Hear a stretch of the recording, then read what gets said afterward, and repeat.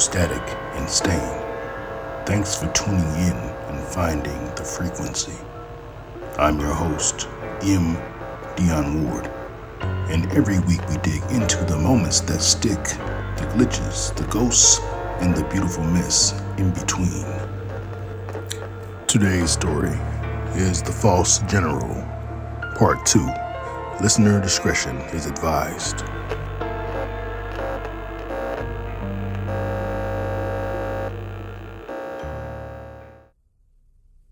I turned to General, praying to end this goddamn nightmare. I bent down to pull the object from his hand yet again, having to snap his fingers back in order to move it. They popped like fireworks.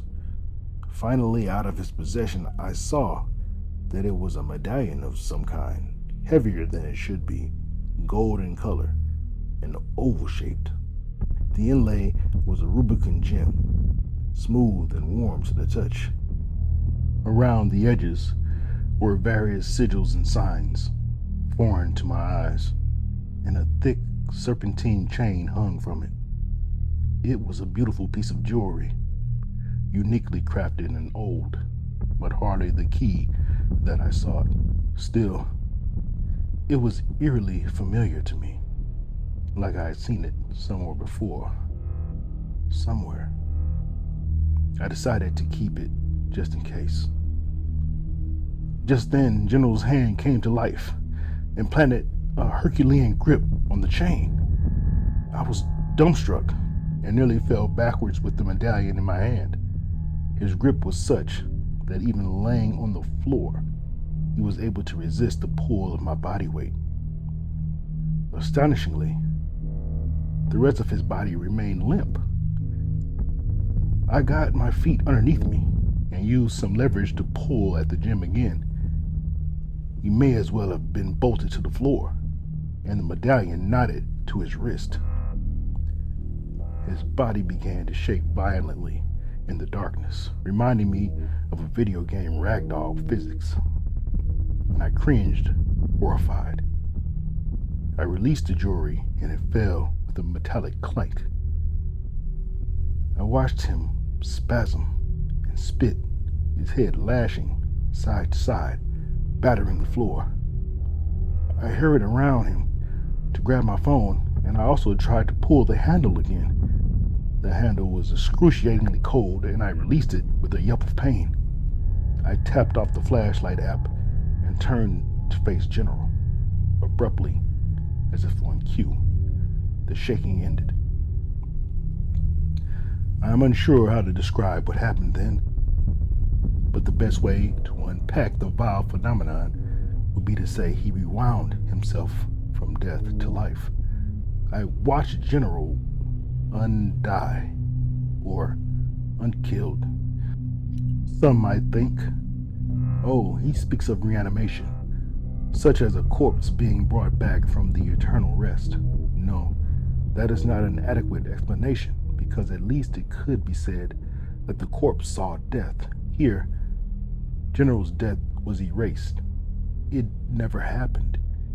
Even the pool of blood, vast as it was, flowed back through the wound in his side in one grotesquely viscous torrent, just as if one had rewound a movie to a previous moment. The man was returned as he was before I slipped my knife into his abdomen. In fact, something more, much more, had returned with him. It was a frightening sight to witness, and even now, I shudder at the thought of it. My skin crawled as if ants danced beneath, and I shrank back, edging towards the entrance of the huge tunnel. My head dashed behind and to the front of me as I tried to gauge the danger of both these factors. I did not know what lay within that dark catacomb behind, and I cringed at the thought of having to enter. Yet, before me, I had seen something impossible, implausible, a thing of nightmares. Between the great and gruesome Scylla and Charybdis, I was caught. I heard General's bones crackle like firewood in a blazing hearth as he brought himself to stand. Heels clopped on the floor, followed by the shifting and sliding of shoes and jingling of the chain. His head swiveled towards me, and he cocked it to one side, then the other, an audible crack resounding each time. Murmurs issued from his throat, whispers and such that I would not wish to understand. I kept moving backwards, slowly, my mouth agape in astonishment and terror. If I thought it would have helped, I might have screamed. Eyes of an amber luminescence fixed upon me, reflecting a sickness, a madness that could not be questioned. His mouth twisted into a ghoulish grin as he straightened himself to his full height. Both of his hands whipped out instantly in a forceful flourish, his coat and scarf billowing outward with a snap. There was such power in the flurry that I felt a gust of air slap at my face and torso. Arms still out, he wriggled his fingers as if he was saying, "Ta-da!" The medallion tinkled as it swung from his thumb. For a moment we stood in silence, eyeing one another. That uneven rictus did not fade, and unblinking amber orbs did not quiver. The general's head tilted to the left. Questioningly, I gulped air, then stepped back a few feet. Shoes shifted on the stone and slid towards me. All that I could muster was a measly "no," which came out in a ragged hiss that would have gone unheard if it was not so deathly quiet. I put my hand out in front of me, the universal sign for stop, toward the evil madman away. There was more shifting, more sliding. Then, as I thought about it quickly enough, I pulled the knife from my pocket. I flicked it open in that practiced and effortless fashion. Even as it was still slick with blood, I pointed it at him. General made a tisk sound, as if I already bored him, and shook his head. He stopped his advance and glared at me, arms akimbo. His lips parted in a grin, and soon became pouty, portraying false disappointment. "Don't you know me, boy?" The thing that was General asked. With each word, he pointed a crooked, bony finger my way, hair moving slightly against his forehead. His pallor had taken on a waxy consistency in this torchlight. Oily black hair hung about his forehead, seemingly slick with perspiration. The angles of his face flicked with the shadows of dancing flame, and his eyes were ignited red. He was not a very tall man, but standing there, wearing the darkness like a cloak, he was monstrous. My shame was great, for I was several inches taller. The knife at the end of my outstretched hand suddenly quivered, and it appeared to me consecrated with all the power of a wet noodle. If the blade had not killed him before, what in God's name would it do now? The question General raised was almost an afterthought. It felt as if I was being goaded. However, in asking, was he a rational enough creature that I could make an appeal to reason? Those eyes radiated murder or madness or something terrible. Either way, I wouldn't suppose that he'd hear me. But if this is to be my death, then talking won't hurt. At most, it may delay the inevitable. I began, trembling. "Well, what do you want? Do you want to kill me now? Is that it?" I gulped, and was surprised to hear such a sound escape my throat. It's a terrifying thing in this setting, especially because you at once know from whence it is generated. I shuffled back once more, looking over my shoulder into the eerie passage. I looked at General once again, and his countenance had changed. His eyes had returned to their former hue of green, and his gaze held firmly to my own. His face, though still waxy, was tranquil. He smiled, and his face was alight with a grin less ghoulish than before. The tension and rage held in his shoulders, ones that were hunched and rigid a moment before, were now slack. He brushed his hair back with his free hand, then hung the medallion around his neck. It was as if a magician had pulled the old switcheroo, and now General's doppelganger stood before me, an obvious copy. This was no trick, though, and I was now more scared than ever. General shifted his weight, studying me. He smirked and said, "Would you like to see a trick?" I blinked. Trick? Is he in my head? I had just had the thought, and now he was mentioning it. I decided not to answer. Of course you do," he said, amused. He clapped his hands once, then laughed. The echoes of his actions hung in the air longer than they should. Immediately, the lights went out. At first, I thought I had been blinded because I didn't hear the huffs of extinguished torches. I gasped so loudly that I thought I sounded like a woman.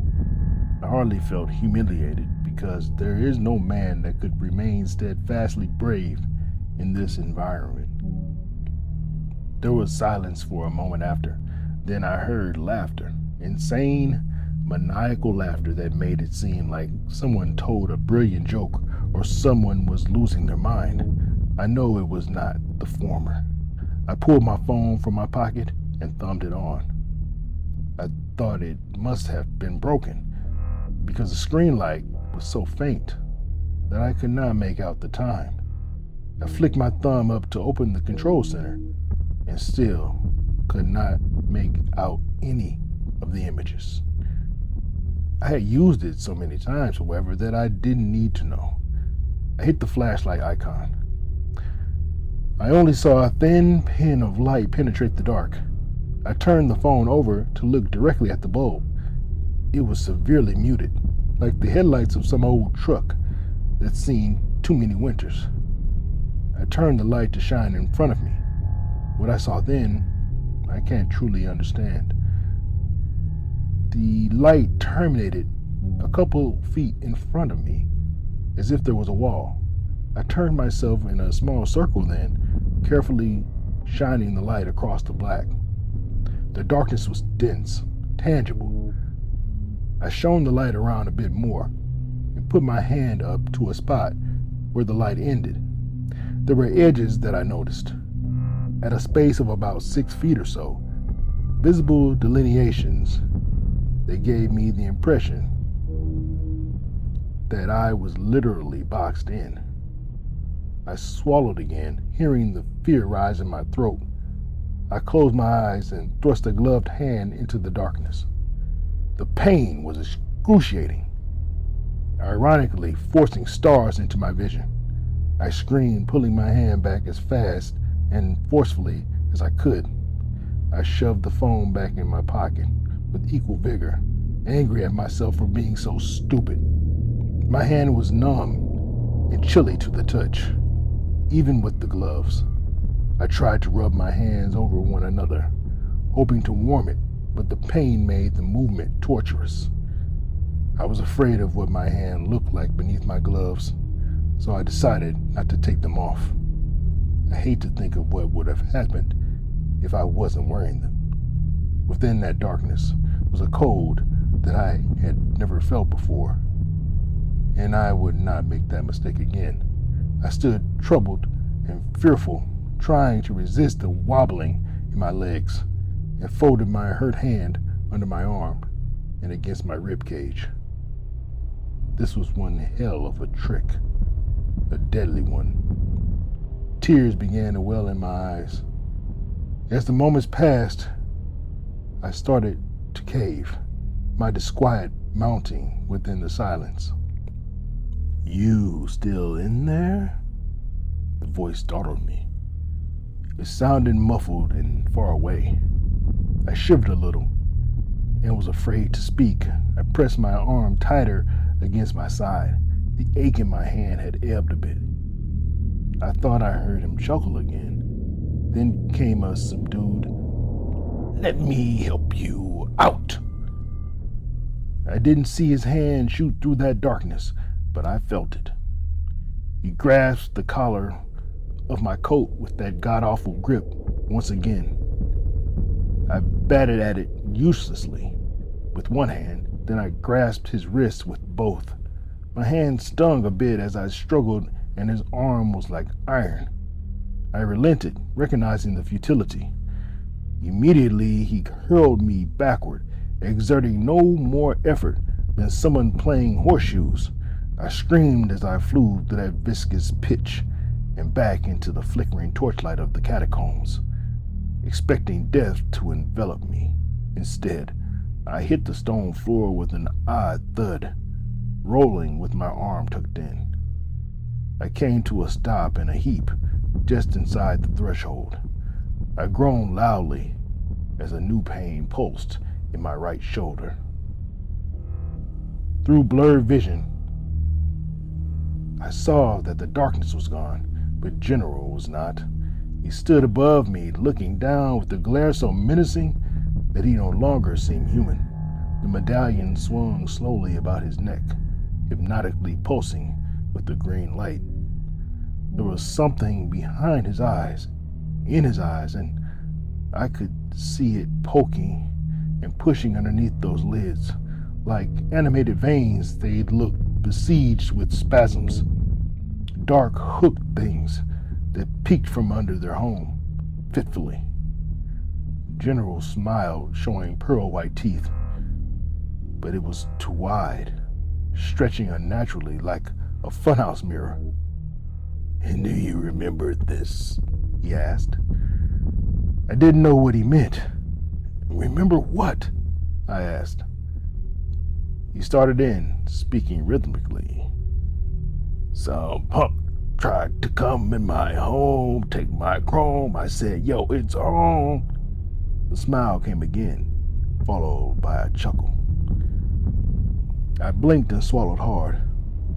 I knew the lyrics from Cypress Hill's "How I Can Just Kill a Man." I also knew there was an implication there, a foreshadowing of an event to come. "It's from a Cypress Hill song," I said reluctantly.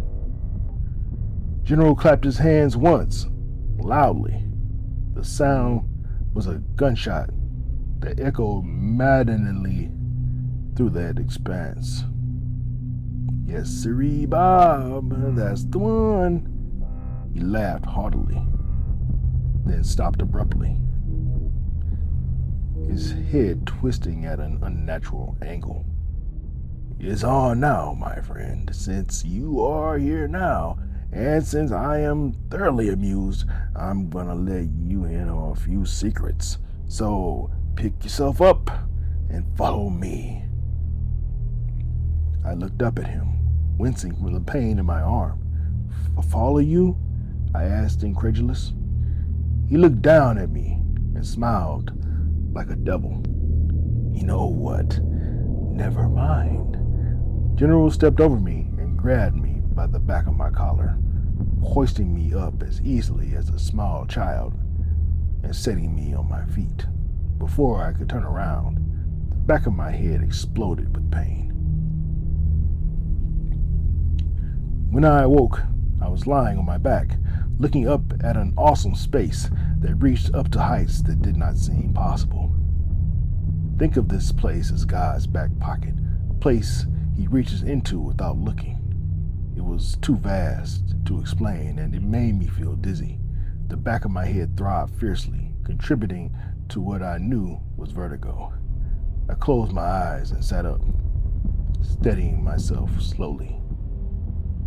When I opened my eyes, I was greeted with such a scene that I could only gasp, awestruck. In front of me, there was an incredibly long stone bridge. It was about twice as wide as I am tall, ancient looking, The floor of it was inscribed with intricate characters that seemingly filled the entire length. Either side was about 4 feet high and formed into a U shape. It reminded me of a tube that had been cut in half long ways. Numerous eerie glowing orbs floated across the expanse, lighting the path. They hung there mysteriously. And the bridge did not span a chasm, it spanned a cavern so massive. The far walls were only suggested by shadow. The ceiling was lost. Far below us, in the dark, something moved. Not water.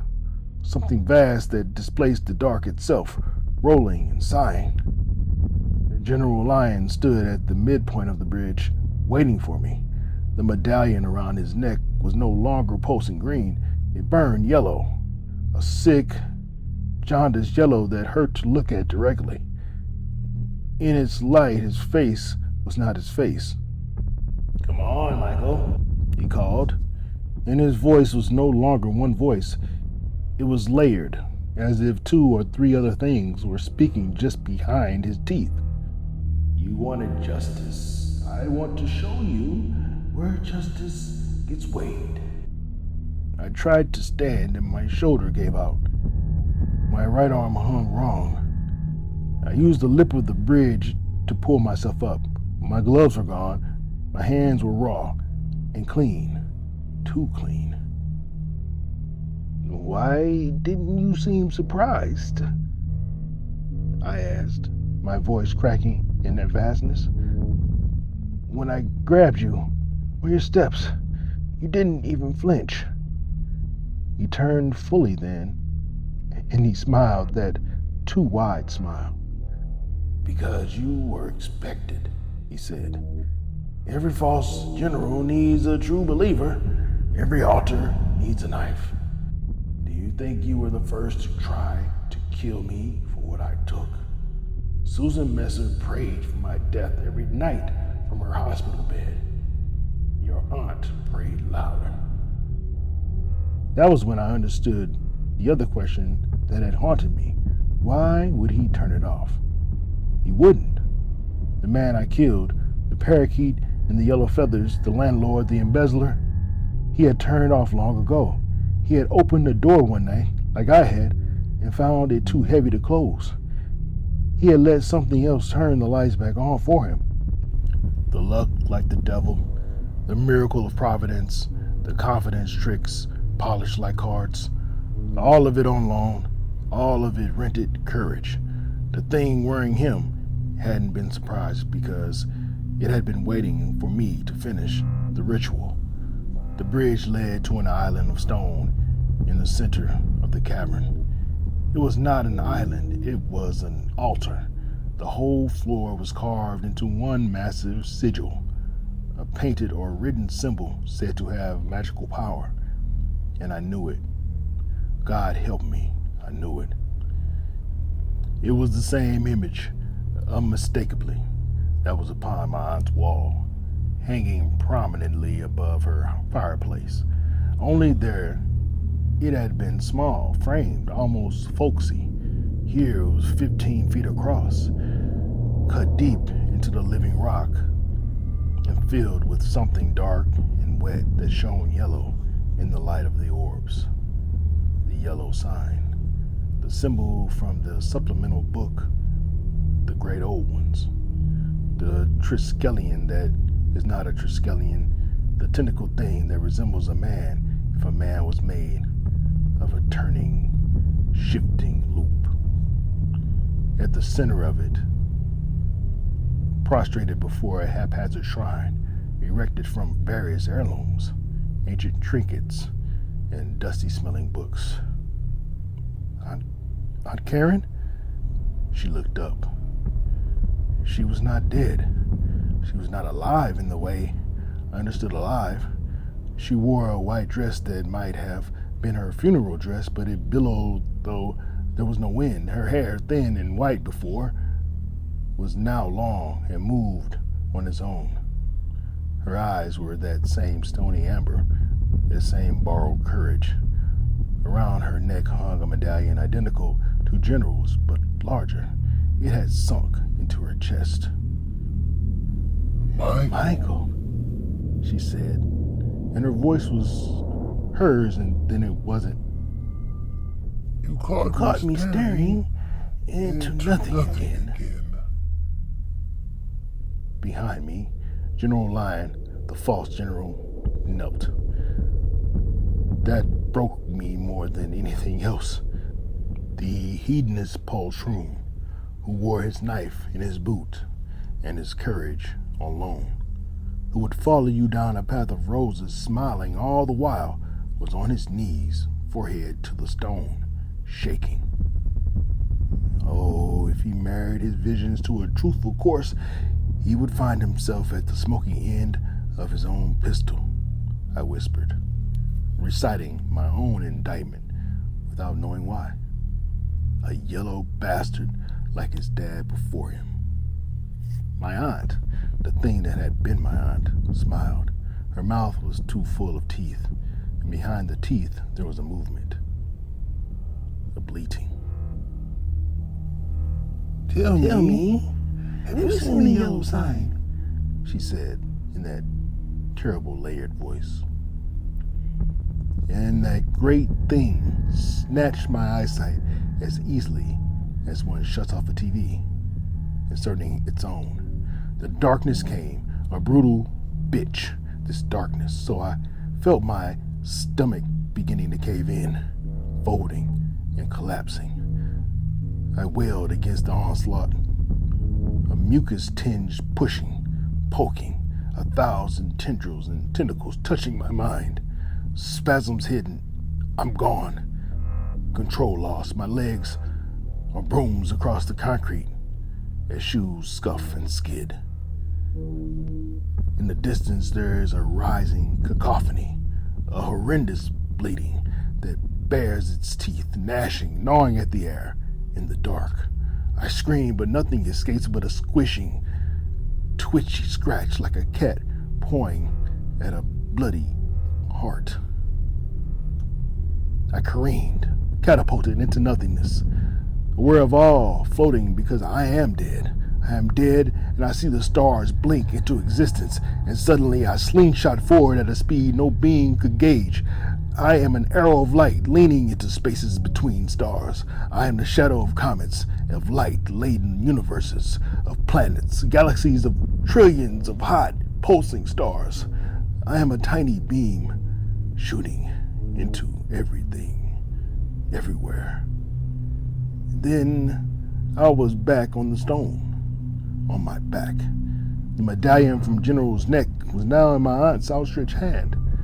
She was offering it to me. The altar was hungry. The cavern was a throat. And the false general had finally brought it a true sacrifice. Not a house, not a deposit, not a life savings, but a man who believed he was doing justice. The last thing I saw clearly before the yellow light took me entirely was her face, my beloved aunt's face, settled over something so vast and old that kindness was a brief fever it had once suffered and recovered from. You are always such a good boy to visit, Michael, she said. The transmission fades, but the image remains. Thanks for sitting in the noise with me. Keep your eyes on the glitches. That's where the truth leaks through. I'm gone to the next break in the signal. This is Static and Stain.